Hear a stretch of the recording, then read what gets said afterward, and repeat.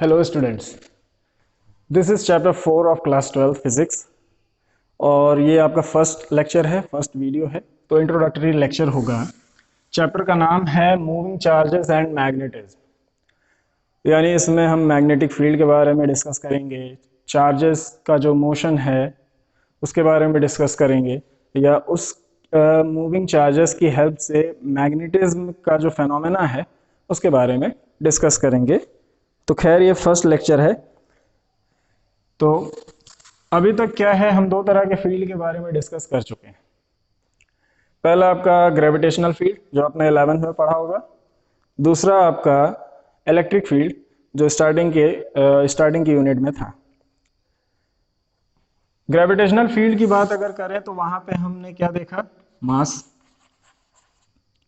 एक मास दूसरे मास पे क्या करता था, ग्रेविटेशनल फील्ड अप्लाई करता था और अपनी तरफ अट्रैक्ट करता था। नॉन कांटेक्ट फोर्स है। दूसरा केस इलेक्ट्रिक चार्ज, एक चार्ज दूसरे चार्ज पे फोर्स एक्सर्ट करता है with the help of its electric field.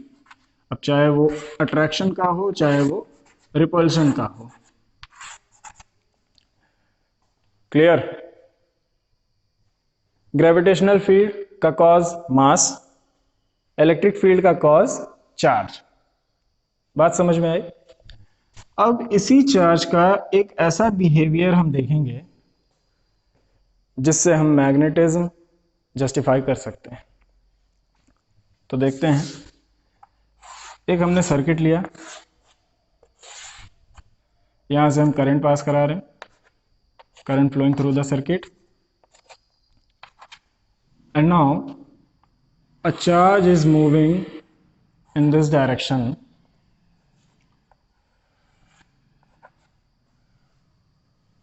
अब देखो, स्टार्टिंग में तो चार्ज मोशन कर रहा है और इस सर्किट से करंट फ्लो हो रही है।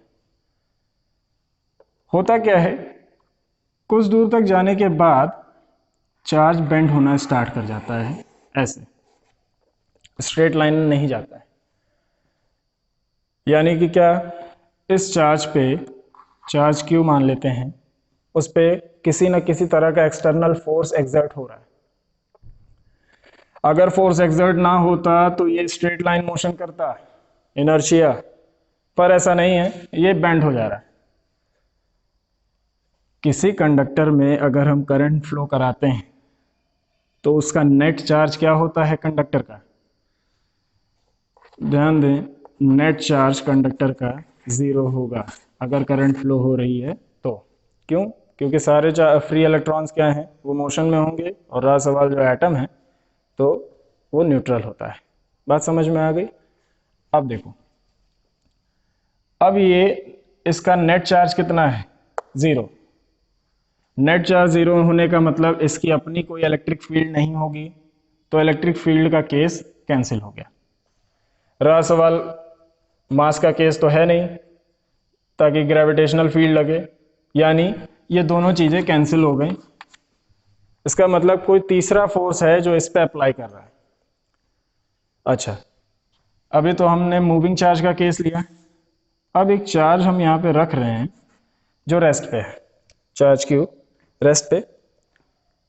हमने क्या देखा, वेलोसिटी 0, इस पे किसी भी तरह का कोई फोर्स एक्सर्ट नहीं हो रहा है।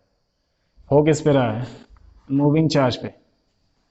रेस्ट चार्ज पे किसी भी तरह का इफेक्ट नहीं हो रहा है या किसी भी तरह का फोर्स अप्लाई नहीं हो रहा है। इसका मतलब कंडीशन क्या है, ये जो बेंड हो रहा है उसकी कंडीशन क्या है? चार्ज मूविंग होना चाहिए, यानी मोशन में होना चाहिए, रेस्ट पे ना हो। दूसरा, जो सर्किट है उसमें करंट फ्लो होनी चाहिए। अभी अगर मैं इस सर्किट को ब्रेक कर दूं, करंट फ्लो कराना बंद कर दूं, तो इस पे तो पहले ही फोर्स एक्सर्ट नहीं हो रहा है, इस पे होना भी बंद हो जाएगा। क्लियर है? क्या कंडीशन है? मूविंग चार्ज होना चाहिए, दूसरा सर्किट में करंट फ्लो होनी चाहिए, तब क्या होगा? मूविंग चार्ज पे फोर्स एक्सर्ट होगा। बात समझ में आई? अच्छा, एक करंट कैरिंग कंडक्टर अपने पास में मूव करने वाले चार्ज पे फोर्स एक्सर्ट करता है और बिना कांटेक्ट के, यानी कि एक फील्ड होगी। पहले हमें इसके बारे में डिस्कस नहीं किया गया था, मतलब इसके बारे में हमें ज़्यादा जानकारी नहीं थी। हुआ क्या था, हमने मान लिया था हाँ कोई फोर्स होगा जो अप्लाई यहाँ पे हो रहा है, लेकिन उसके बारे में ज़्यादा डिटेल में नहीं पता था। एक साइंटिस्ट आए ओरस्टेड, उनका एक्सपेरिमेंट था अप्रॉक्स 1850 में, जिससे हमें पता चला था कि एक करंट कैरिंग कंडक्टर एक फील्ड जनरेट करता है। बात समझ में आई? फील्ड जनरेट करता है जिससे क्या हुआ, मूविंग चार्ज उसकी तरफ बेंड हो रहा है।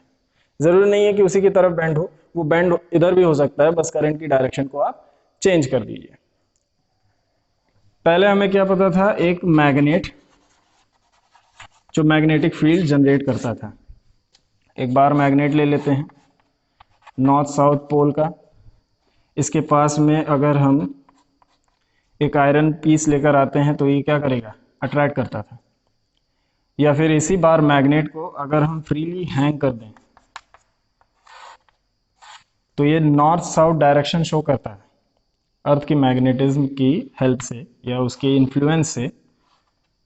अदरवाइज मेटल्स को अट्रैक्ट करता है, नॉन कांटेक्ट है। अच्छा, मास ने जो फील्ड जनरेट की ग्रेविटेशनल, इलेक्ट्रिक चार्ज ने जो फील्ड जनरेट की इलेक्ट्रिक फील्ड, अब मैग्नेट ने जो फील्ड जनरेट की उसको हमने नाम दे दिया मैग्नेटिक फील्ड।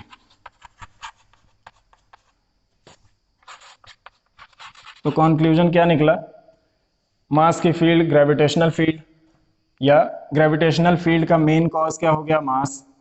इलेक्ट्रिक फील्ड का मेन कॉज क्या हो गया, चार्ज। मैग्नेटिक फील्ड का कॉज क्या हो गया, मैग्नेट। ट्रू है, पर अब बात को समझिए। मैग्नेट एक और है, मैग्नेटिक निडल जिसे हम कहते हैं, या कंपास निडल से भी हम उसे जानते हैं। नॉर्थ और साउथ डायरेक्शन शो करता है। इसे जब हम मैग्नेट के पास लेकर आते हैं, इसे जब हम मैग्नेट के पास लेकर आएंगे तो ये डिफ्लेक्शन शो करता है। मान लीजिए हम एक बार मैग्नेट यहाँ पे ला रहे हैं, ऐसे नॉर्थ अब साउथ, क्या होगा, ये बार में ये कंपास निडल ऐसे टर्न हो जाएगा, इधर आ जाएगा साउथ और इधर नॉर्थ। नॉर्थ ने साउथ को अट्रैक्ट कर लिया, डिफ्लेक्शन शो हुआ। किस वजह से हुआ, magnetic field of this bar magnet. बात समझ में आई, मैग्नेट ने क्या किया, मैग्नेटिक फील्ड जनरेट किया। अच्छा, अब ओरिस्टेड का एक्सपेरिमेंट ध्यान देते हैं। हुआ यूं था, ओरिस्टेड एक्चुअली कुछ और कर रहे थे और उनसे हो गया कुछ और वो मैग्नेटिज्म का कोई भी चीज़ वहाँ पे यूज़ नहीं कर रहे थे। एक्चुअली वो इलेक्ट्रिसिटी का एक्सपेरिमेंट कर रहे थे। बाय चांस क्या हुआ, जिस टेबल पे उन्होंने सर्किट रखा था वहाँ पे एक कंपास निडल पहले से ही था, और वो एक्सपेरिमेंट क्या कर रहे थे, एक सेल लगाया हुआ था उन्होंने और बार बार इस सर्किट को ऑन ऑफ कर रहे थे। अचानक उनका ध्यान उस टेबल पे रखे कंपास निडल पे गया। जैसे ही उन्होंने ऑन किया ये डिफ्लेक्शन शो करने लगा, फिर जैसे उन्होंने ऑफ किया ये डिफ्लेक्शन करना बंद। उसके बाद कई बार उन्होंने ट्राई किया, यहाँ पे डिफ्लेक्शन मिलता जा रहा था ऐसे। अब उन्होंने क्या किया, करंट को रिवर्स किया, यानी पोलैरिटी चेंज कर दी बैटरी की, पॉजिटिव इधर निगेटिव इधर कर दिया। अब डिफ्लेक्शन अभी भी शो कर रहा था, बस डायरेक्शन उसकी चेंज हो गई थी। तब उन्होंने क्या देखा कि current carrying conductor magnetic effect show कर रहा है कंपास निडल पे। तो कंक्लूजन ये था कि a current carrying conductor generates magnetic field around it. तब जाके उन्होंने एक कंक्लूजन दिया।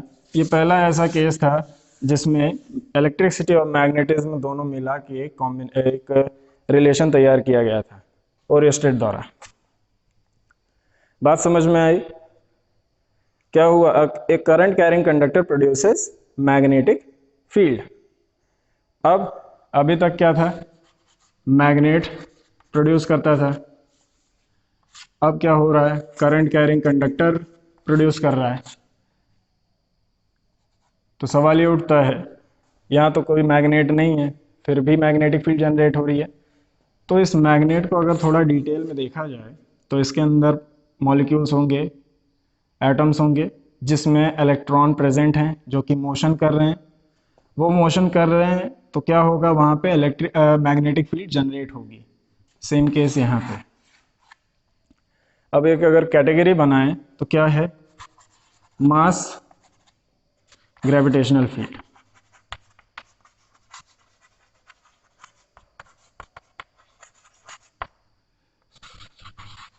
रेस्ट चार्ज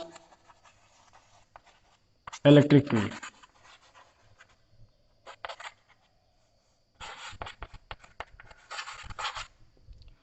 मूविंग चार्ज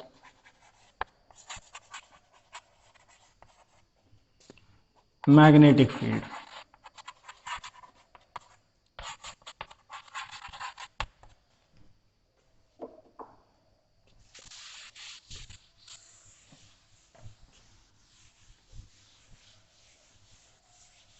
ये था रिजल्ट। इंपॉर्टेंट है ये पार्ट। मैग्नेटिक फील्ड जनरेट करने के लिए क्या चाहिए? Moving charge. अच्छा, एक मूविंग चार्ज पे कितना फोर्स एक्सर्ट करता है मैग्नेटिक फील्ड, वो देखते हैं। अच्छा, बेंडिंग क्या सिर्फ मैग्नेटिक फील्ड में होगा? इलेक्ट्रिक फील्ड में क्या हो सकता है? हाँ, हो सकता है। देखिए, अगर हम ऐसे दो केस ले लें, यहाँ पे पॉजिटिव चार्ज है और इधर निगेटिव चार्ज, मैग्नेटिक फील्ड इस डायरेक्शन में है। अब यहाँ से एक पॉजिटिव चार्ज आ रहा है, तो इनिशियली वो ऐसे आएगा, धीरे धीरे फिर बेंड होने लगेगा। यहाँ से रिपल्शन होगा और इधर से अट्रैक्शन, तो धीरे धीरे वो बेंड हो जाएगा। ऐसे बेंड हुआ और आगे चल के ये ऐसे ही फील्ड की डायरेक्शन में ट्रैवल करना स्टार्ट करेगा और साथ ही साथ इसकी वेलोसिटी भी बढ़ेगी, यानी यहाँ पे इसे एक्सेलरेशन मिलेगा। बात करते हैं मैग्नेटिक फील्ड के केस में। एक करंट कैरिंग कंडक्टर हो गया, स्ट्रेट लाइन में है ऐसे। अब इसके बगल से मैं चार्ज पास करा रहा हूँ, तो मैग्नेटिक फील्ड यहाँ पे प्रोड्यूस होगा। तो धीरे धीरे ये बेंड होगा, बेंड हो रहा है और ऐसे बेंड होता जाएगा। बेंड होते होते ये एक सर्कल फॉर्म कर लेगा और ये ऐसे बेंड होता रहेगा, यानी एक सर्कुलर पाथ में ट्रैवल करता रहेगा। अच्छा, इनिशियली अगर इसकी वेलोसिटी v है तो यहाँ पे भी वेलोसिटी v होगी, यहाँ पे भी v v v, यानी कि इसमें और इसमें यही डिफरेंस है। यहाँ पे क्या हो रहा है? वेलोसिटी इंक्रीज कर रही है, मैग्नीट्यूड चेंज हो रहा है। यहाँ पे वेलोसिटी तो कांस्टेंट नहीं है पर स्पीड कांस्टेंट है। अच्छा, दो चीज़ें बोल रहा हूँ, वेलोसिटी कांस्टेंट नहीं है पर स्पीड कांस्टेंट है, यानी कि मैग्नीट्यूड तो चेंज नहीं हो रहा है, इसीलिए स्पीड कांस्टेंट है पर वेलोसिटी कांस्टेंट नहीं है। क्योंकि डायरेक्शन यहाँ पे चेंज हो रहा है। बात क्लियर हुई? तो यही डिफरेंस है मैग्नेटिक फील्ड और इलेक्ट्रिक फील्ड के केस में। यहाँ पे एक्सेलरेशन मिलता है पर यहाँ पे नहीं, यहाँ पे वैल्यू कांस्टेंट हो जाती है।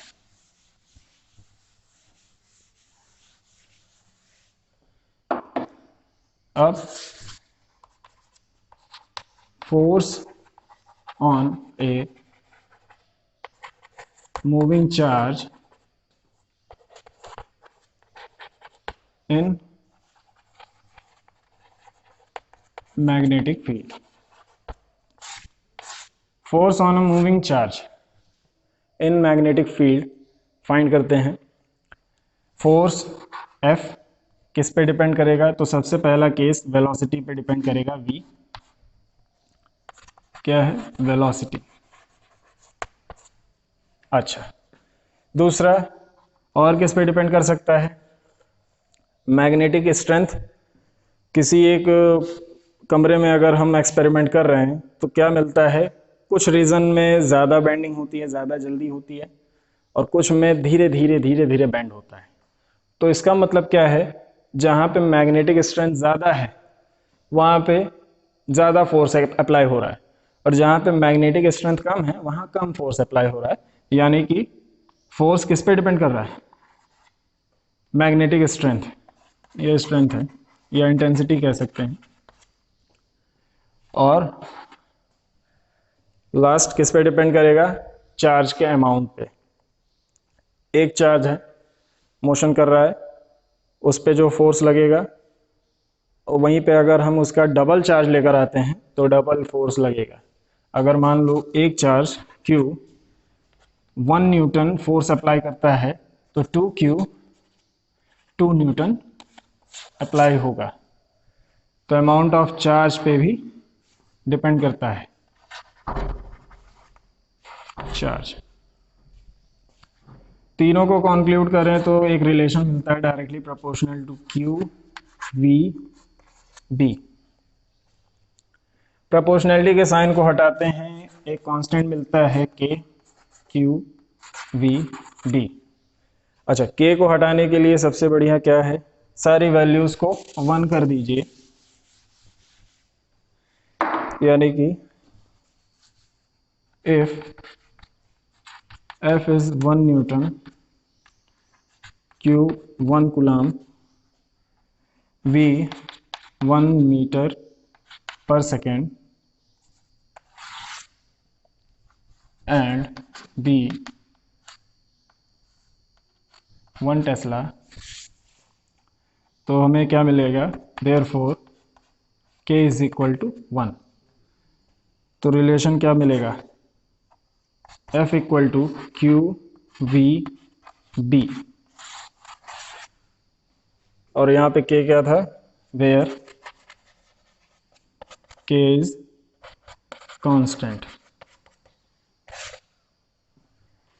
इसी को इन वेक्टर फॉर्म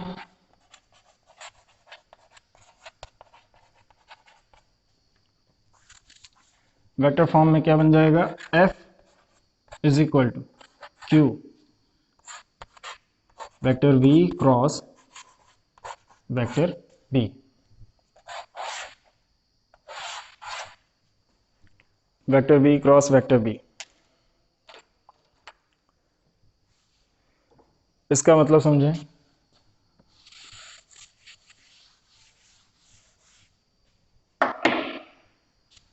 जो फोर्स है वो वेलोसिटी और B का क्रॉस प्रोडक्ट है, यानी दो वेक्टर का क्रॉस प्रोडक्ट जब होता है तो हमें तीसरा भी क्या मिलता है? वेक्टर। वो भी इन दोनों के राइट एंगल पे। यानी अगर ये वेलोसिटी हो गया, ये मैग्नेटिक फील्ड हो गई, तो ये मिलेगा क्या? फोर्स B B, तो ये मिलेगा क्या? फोर्स। तो फोर्स इज इक्वल टू, अच्छा इसी को और सिंप्लीफाई करेंगे तो क्या मिलेगा? F is equal to Q V B sine theta. दोनों रिलेशन इंपॉर्टेंट हैं फॉर न्यूमेरिकल।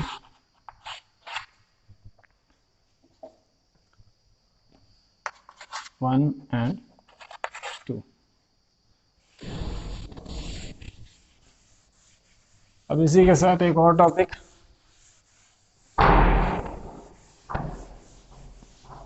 मैग्नेटिक इंटेंसिटी के लिए इसे भी रेज कर देते हैं।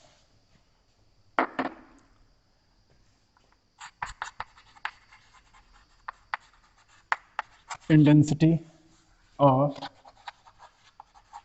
Magnetic field. बी, यही है इंटेंसिटी ऑफ मैग्नेटिक फील्ड। हमारे पास फॉर्मूला क्या था, F is equal to Q V B sine theta. यहाँ से B की वैल्यू क्या आ जाएगी, F upon Q V sine theta. इसी वैल्यू को अगर यहाँ रखेंगे तो क्या मिलेगा, F upon Q V sine theta. अब if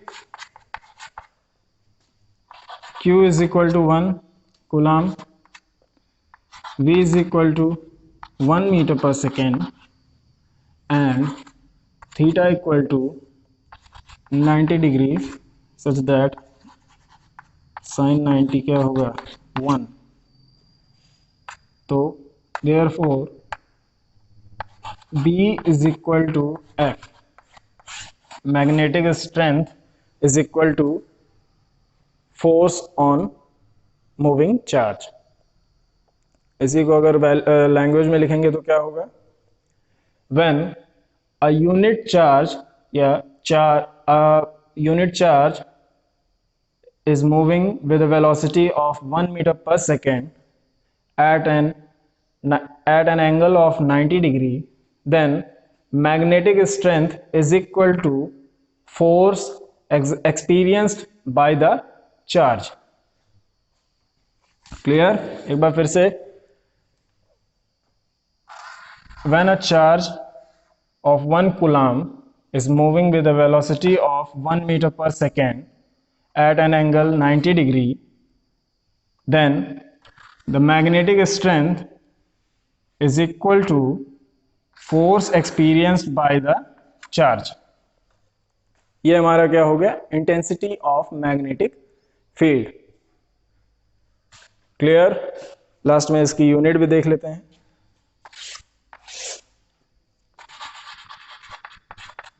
unit of B magnetic strength, unit होता है इसका टेस्ला, और एक यूनिट इस फॉर्म में देख लेते हैं, ऊपर क्या न्यूटन और न्यूटन अपॉन कूलम्ब मीटर पर सेकेंड, न्यूटन पर कूलम्ब पर मीटर पर सेकेंड। ये यूनिट इंपॉर्टेंट यही है क्योंकि यही ज़्यादा यूज़ किया जाता है, बाकी इसका कोई यूज़ नहीं। तो ये था आपका फर्स्ट लेक्चर, थोड़ा सा इंट्रोडक्शन ही था और दो छोटे छोटे डेरिवेशंस थे। पहला आपका force on a moving charge in a magnetic field और दूसरा इंटेंसिटी ऑफ मैग्नेटिक फील्ड, दोनों फाइंड करने का फॉर्मूला है। इस पे आप क्या करोगे, क्वेश्चंस ट्राई करोगे, नहीं तो नेक्स्ट टर्म पे इसके आगे का टॉपिक स्टार्ट किया जाएगा और एक आध क्वेश्चन भी लगवा दिया जाएंगे। ठीक, थैंक यू।